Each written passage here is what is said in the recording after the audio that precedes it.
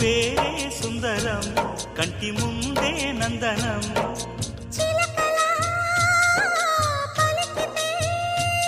ఉండిపోదా సంబరం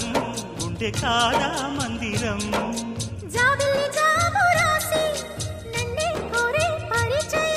పున్నగ పూలు పూసే వన్నే చిన్నే రసమయం